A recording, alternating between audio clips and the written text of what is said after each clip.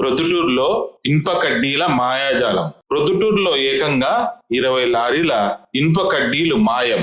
ఇది దొంగతనం కాదు, దొరతనం అంటున్నారు మాజీ ఎమ్మెల్యే రాచమల్లు శివప్రసాద్ రెడ్డి గారు. ప్రభుత్వం పేదల ఇళ్ల నిర్మాణం కోసం దాచిన 268 టన్నుల ఐరన్ ఇప్పుడు ఎక్కడికి పోయింది?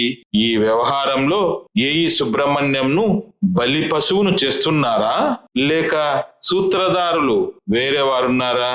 అన్ని వేళ్లు ప్రస్తుత ఎమ్మెల్యే వరదరాజుల రెడ్డి ఆఫీస్ వైపే చూపిస్తున్నాయని రాచమల్లు శివప్రసాద్ రెడ్డి గారు ఆరోపిస్తున్నారు. కేవలం ఉద్యోగులపై చర్యలు తీసుకుంటే సరిపోదు, అసలు సూత్రధారులను పట్టుకోవాలని డిమాండ్ చేస్తున్నారు రాచమల్లు.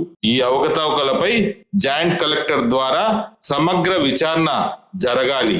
ఐరన్ ఎక్కడికి తరలిందో అన్ని ఆధారాలు తన దగ్గర ఉన్నాయని, విచారణకు సిద్ధమా అని రాచమల్లు శివప్రసాద్ రెడ్డి గారు తన ప్రత్యర్థులకు సవాలు విసురుతున్నారు. ఈ ఇనుప కడ్డీల మాయాజాలంపై మీరేమనుకుంటున్నారు? కామెంట్ చేయండి. మరిన్ని పొలిటికల్ అప్డేట్స్ కోసం ఇప్పుడే మన ఛానల్ ను సబ్స్క్రైబ్ చేసుకోండి.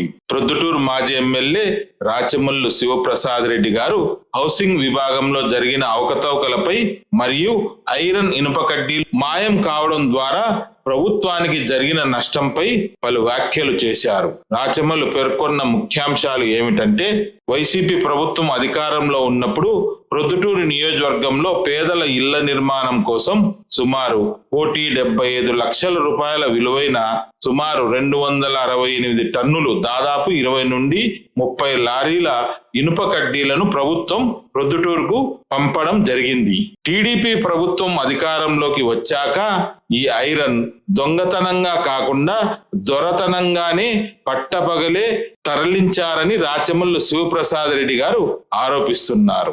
ఈ వ్యవహారంలో హౌసింగ్ విభాగం ఏఈ సుబ్రహ్మణ్యం ప్రధాన పాత్రధారి అని, ఆయన వెనుక స్థానిక ఎమ్మెల్యే వరదరాజుల రెడ్డి గారు మరియు ఆయన కుమారుడు కొండారెడ్డి ఉన్నారని రాచమల్లు తీవ్రమైన ఆరోపణలు చేశారు.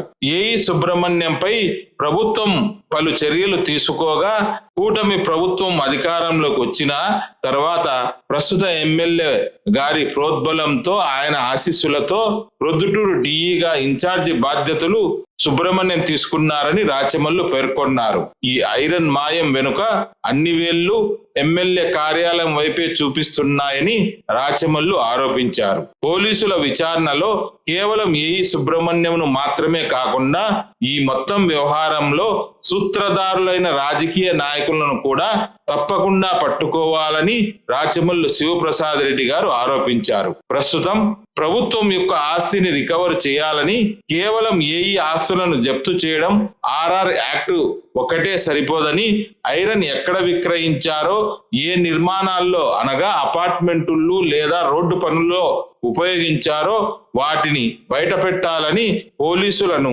రాచమల్లు శివప్రసాద్ రెడ్డి గారు కోరారు. హౌసింగ్ ప్రాజెక్టులో జరిగిన అవకతవకలపై కడప కలెక్టర్ మరియు జాయింట్ కలెక్టర్ ద్వారా సమగ్ర విచారణ జరగాలని రాచమల్లు కోరారు. ఈ విచారణలో 23,000 మంది లబ్ధిదారులు, కాంట్రాక్టర్లు మరియు అసిస్టెంట్ ఇంజనీర్ నుండి ప్రాజెక్ట్ డైరెక్టర్ వరకు గల అధికారులందరినీ విచారించాలని రాచమల్లు శివప్రసాద్ రెడ్డి గారు సూచించారు. విచారణాధికారిని నియమిస్తే ఎవరికి ఈ ఐరన్ అమ్మారో తెలిసిన కాంట్రాక్టర్ల పేర్లు మరియు వారి ఐరన్ కొన్న పేదల ప్రజల వివరాలు స్వయంగా అందిస్తానని, విచారణ అధికారిని నియమిస్తే ఈ ఐరన్ వ్యవహారంలో ఉన్న సాక్ష్యాధారాలన్నిటినీ తానే స్వయంగా అందిస్తానని రాచమల్లు శివప్రసాద్ రెడ్డి గారు ప్రకటన చేశారు. ఈ విచారణ ముందుకు సాగడానికి కావలసినటువంటి మొత్తం సాక్ష్యాలు తన దగ్గర ఉన్నాయని, ప్రభుత్వానికి సహకరించడానికి తాను సిద్ధంగా ఉన్నానని రాచమల్లు శివప్రసాద్ రెడ్డి గారు బహిరంగ ప్రకటన చేశారు.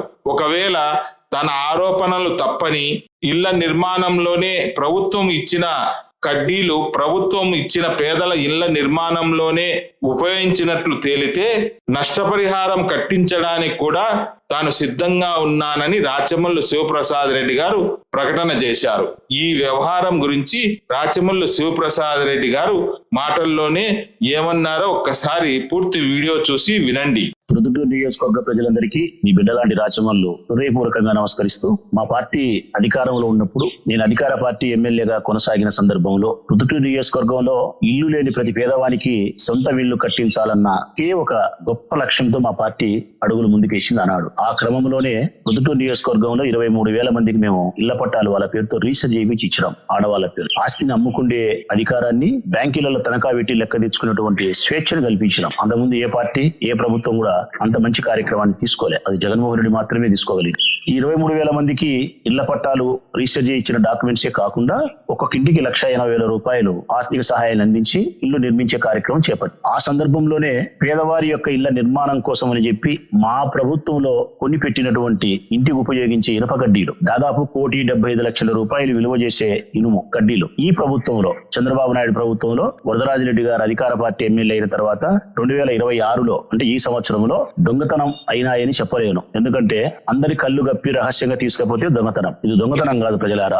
నేరుగా అందరికి తెలిసిన పద్ధతుల్లోనే దాదాపుగా 20 లారీలకు సరిపడా ఇనుప కడ్డీలు అంటే 268 టన్నులు అంటే కనీసం అంటే 20-30 లారీలు అవుతాయి. 20-30 లారీల యొక్క ఇనుప కడ్డీలు తీసుకుపోవాలంటే దొంగతనం కాదు, దొరతనమే. సంబంధించినటువంటి ఇన్ఛార్జ్ ఏఈ సుబ్రహ్మణ్యం ఎవరైతే ఉండారో అసిస్టెంట్ ఇంజనీర్, ఆయన ద్వారా రాజకీయ పార్టీకి అంటే తెలుగుదేశం పార్టీకి సంబంధించిన వరదరాజిరెడ్డి యొక్క మనుషులు, ప్రముఖ పాత్ర వాళ్ళ కుమారుడు కొండారెడ్డి కలిసి ఈ 1,75,00,000 విలువ చేసే ఇనుప కడ్డీలను దొరతనంగా తీసుకున్నారు. అది ఇప్పుడు బహిర్గతమైంది. పోలీసులు హౌసింగ్ డిపార్ట్మెంట్ వాళ్ళు కంప్లైంట్ ఇస్తే సంబంధించిన అధికారి పైన ఏఈ పైన కేఎల్ సుబ్రహ్మణ్యం పైన కేసు నమోదు చేసినారు. ఈ సుబ్రహ్మణ్యం అనే వ్యక్తి నేను అధికార పార్టీ ఎమ్మెల్యే ఉన్నప్పుడు కూడా మా రూరల్ కి ఏఈగా ఉన్నాడు. మేము ఓడిపోయిన తర్వాత తెలుగుదేశం పార్టీ అధికారంలోకి వచ్చిన తర్వాత వరదరాజిరెడ్డి గారు ఈ సుబ్రహ్మణ్యం యొక్క నిజాయితీని, ఈయన యొక్క పనితీరు సామర్థ్యాన్ని గుర్తించిన వాడై ఏఈ గుండే ఈయనకు డిఈగా ఇన్ఛార్జ్ ఇప్పించినాడు. ఈయన లెటర్ ప్యాడ్ మీదనే వరదరాజిరెడ్డి అధికార పార్టీ ఎమ్మెల్యే అయిన తర్వాత ఆయన లెటర్ హెడ్ మీదనే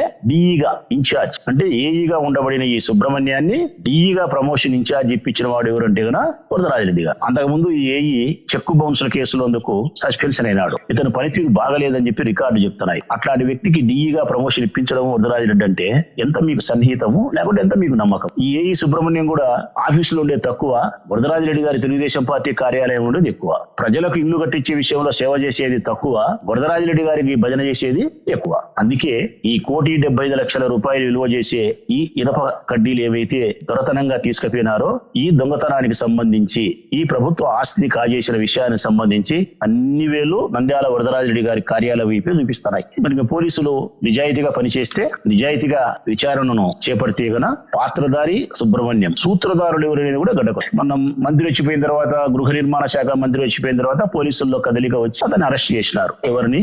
ఏఈ సుబ్రహ్మణ్యం గారిని అరెస్ట్ చేసినారు. చేసి 1 రోజు 2 రోజులు పెట్టుకున్నారు. ఈ లోపల మళ్ళా వాళ్ళు ఏదో సర్చ్ వారెంట్ ఏదో తెచ్చినారని చెప్పి విధిలేని పరిస్థితుల్లో రిమాండ్ పంపినారు. ఈ 1-2 రోజులు పెట్టుకోవడం వల్ల అతనేమి నోరు విప్పి చెప్పాల్సిన మాటలు చెప్పి ఉండడు. ఎందుకంటే బాగా కొండారెడ్డి ఫీడ్బ్యాక్ ఇచ్చి పంపించినాడు కాబట్టి, పీడీ గారి మీద నెపం దబ్బే ప్రయత్నం చేసినాడు కాబట్టి, వెనకాల అధికార పార్టీ ఎమ్మెల్యే అండదండలు ఉన్నాయి కాబట్టి ఈ సుబ్రహ్మణ్యం కూడా నోరు ఇప్పిండకపోయి ఉండొచ్చు. అనవసరంగా పీడీ గారి మీదనో వాళ్ళ మీదనో ఏదో వేసే ప్రయత్నం కొండారెడ్డి వాళ్ళు చేసి, అది మాకు సంబంధించిన అంశం కాదు. మేమేమడుగుతున్నాం ఈ రోజు అంటే గన పోలీస్ అధికారులను, ప్రభుత్వానికి సంబంధించినటువంటి 1,75,00,000 రూపాయలు, సుమారు 2 కోట్ల రూపాయలు విలువ చేసే ఐరన్ అంత దొరతనంగా తీసుకపోతే, ఒక ప్రభుత్వ ఉద్యోగి కొంతమంది రాజకీయ నాయకుల మనుషులు కలిసి ఇంత దొరతనంగా వాడుకుంటే, అమ్ముకుంటే, ఈ ప్రభుత్వ ఆస్తిని తిరిగి మీరు రీకవర్ చేయకపోతే, ఈ పాత్రదారులను సూత్రధారులను మీరు పట్టుకోకపోతే, జైలుకు పంపకపోతే ప్రభుత్వం యొక్క ఆస్తులకు రక్షణ లేకుండా పోతుంది. ప్రభుత్వం యొక్క ఆస్తులకు రక్షణ లేకుండా పోతుందంటే అది ప్రజల ఆస్తి. ప్రజలారా, మీ ఆస్తికి రక్షణ లేకుండా పోతుంది. అందుకే నేను పోలీసులకు విజ్ఞప్తి చేస్తా ఉన్నా, వేరే రాజకీయ పరమైనటువంటి ఒత్తిళ్లకు లొంగి మీరు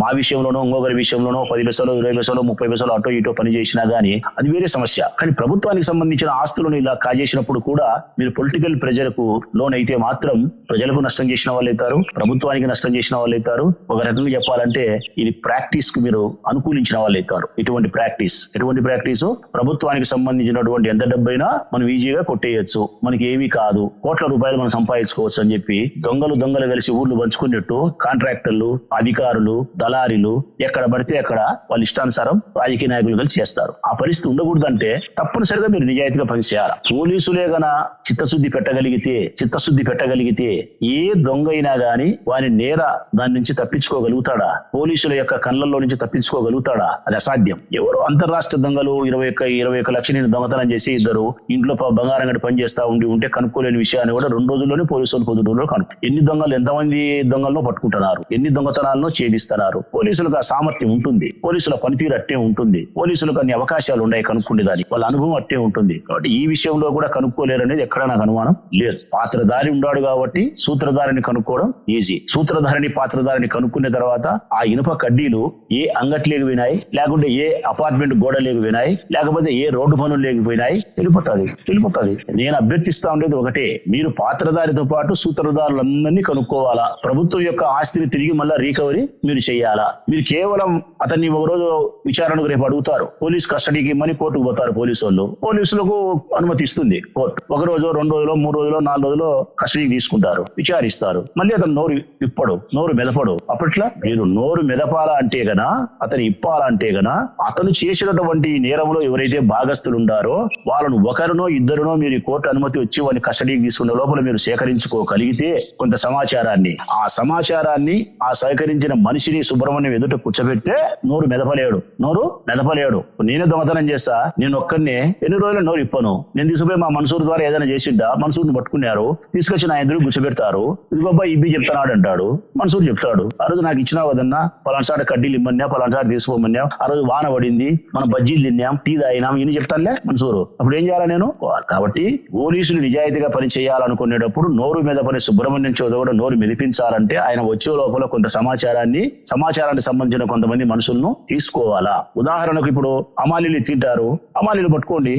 లేదు అమాలీలకు అంతా ఒక మేస్త్రి ఉంటాడు, అమాలీలకు ఒక మేస్త్రి ఉంటాడు. ఆ మేస్త్రిని అడిగితే ఈ 20 లోళ్ళ 30 లోళ్ళ ఇనుము ఎప్పుడు పోయింది, ఎట్లా పోయింది, ఎవరు వచ్చినారు, ఏం కథ అంటే చెప్తాడు. లేకుంటే సుబ్రహ్మణ్యం వచ్చినారా, సుబ్రహ్మణ్యంతో వేరే అధికారులు వచ్చినారంటే చెప్తారు. లేకుంటే సుబ్రహ్మణ్యంతో అధికారులు కాకుండా ప్రైవేట్ వ్యక్తులు ఎవరన్నా అతని సవాసంగా ఉండే వాళ్ళు, మందు తాగే వాళ్ళు, తిరిగే వాళ్ళు ఉన్నారంటే చెప్తాడు. అతను తెలిసిన కాడికి అతని ద్వారా ఇంకొకరిని పట్టుకుంటే ఈ సుబ్రహ్మణ్యం వచ్చే లోపల మ్యాటర్ అంతా క్లోజ్. అంటే మరి పోలీసు ఉద్యోగం చేయని నాకే ఇన్ని ఆలోచనలు ఉండగలిగినప్పుడు పోలీసు ఉద్యోగం చేసి ఎన్నో కేసులు ఛేదించినటువంటి పోలీసులకు నాకంటే ఎక్కువ అనుభవం ఉంటుంది, ఎక్కువ తెలివితేటలు ఉంటాయి ఆ విషయంలో. కాబట్టి ఈజీగా పట్టుకోగలుగుతారు. నా భయం ఏంటంటే మీరు పట్టుకుంటారు, బహిర్గతం చేయలేమో అని నా భయం. ఎందుకంటే వరదరాజిరెడ్డి యొక్క కార్యాలయానికి సంబంధం ఉంది కాబట్టి, ఈ ప్రభుత్వానికి సంబంధించిన ఇనుముకు ఎమ్మెల్యే గారి ఆఫీసుకు కనెక్షన్ ఉంది కాబట్టి, ఏళ్ళన్నీ అక్కడిని చూపిస్తున్నాయి కాబట్టి మీరు దాన్ని బహిర్గతం చేయరేమో అని నా భయం. బహిర్గతం చెయ్యాలా అని విజ్ఞప్తి చేస్తాను. నా ఉద్దేశంలో పాత్రధారితో పాటు సూత్రధారిని పట్టుకోవాలా, సూత్రధారితో పాటు ఇనుము ఎక్కడ అమ్మినారో, ఎక్కడ ఏ గోడ లేకపోయిందో,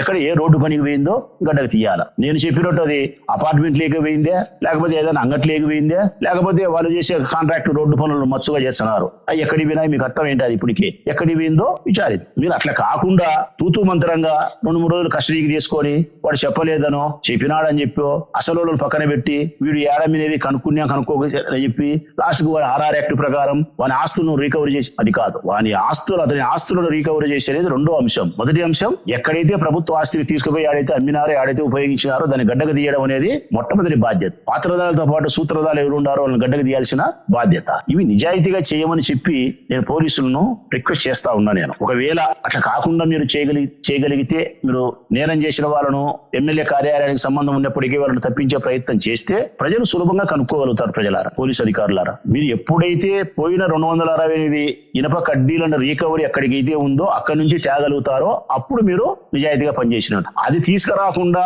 సుబ్రహ్మణ్యం యొక్క ఆస్తులను రీకవరీకి RR యాక్ట్ అంటే మాత్రం మీరు అసలు దొంగలను తప్పించినట్టే. ఇదొక్కటే గుడ్డి గుర్తు ప్రజలకు. నేనైతే పోలీసు అధికారులను రిక్వెస్ట్ చేస్తా ఉన్నా, విజ్ఞప్తి చేస్తా ఉన్నా, మీ మీద నాకు నమ్మకం ఉంది, కొన్ని విషయాల్లో మీరు నిక్కచ్చిగా ఉంటారనే నమ్మకం మీ మీద ఉంది, నాకు గౌరవం ఉంది. ఈ విషయంలో ప్రభుత్వానికి సంబంధించిన ఆస్తి విషయంలో నిక్కచ్చిగా ఉంటారనుకుంటానా. వరదరాజిరెడ్డి కార్యాలయం వైపు ఏళ్లు చూపించిన తర్వాత తెలిసినా గానీ అందులో ఉండే మనుషులు ఎవరినైనా మీరు బయట పెట్టగలిగితే మీరు నిక్కచ్చిగా పనిచేసినట్టు. రెండోది, నిన్న కూడా DDRC మీటింగ్ లో వరదరాజిరెడ్డి గారు మాట్లాడినారు, కడప కలెక్టర్ గారి మీటింగ్ లో మాట్లాడినారు. గృహ నిర్మాణానికి సంబంధించి అవకతవకలు జరిగినాయి, పులివిందుల, ప్రొద్దుటూరు, కడప జరిగినాయి, దీని మీద విచారణ చేపట్టాలని నేను కూడా కోరుతా ఉన్నా కలెక్టర్ గారిని నేను కూడా ప్రొద్దుటూరు నియోజకవర్గానికి సంబంధించి గృహ నిర్మాణ వ్యవస్థ ద్వారా, సంస్థ ద్వారా ఏవైతే 23,000 మందికి లబ్ధిదారులు మేము ఇచ్చినామో, ఇళ్ల పట్టాలు రిజిస్టర్ చేయించినామో, ఏదైతే ఇల్లు నిర్మిస్తా ఉన్నామో ఇందులో ఏ అవకతవకలు జరిగినాయని చెప్పి స్థానిక ఎమ్మెల్యే గారు ఫిర్యాదు చేస్తున్నారో, స్థానిక మాజీ ఎమ్మెల్యే నేను కూడా ఫిర్యాదు చేస్తానా? వీటి మీద విచారణ చెయ్యాలి. ఆ విచారణ చేసే నేపథ్యంలో ముగ్గురిని విచారించాలి. సమగ్రమైనటువంటి విచారణ చేసినప్పుడే మీకు దొంగ దొరుకుతాడు, ప్రభుత్వం యొక్క ప్రాపర్టీ దొరుకుతుంది.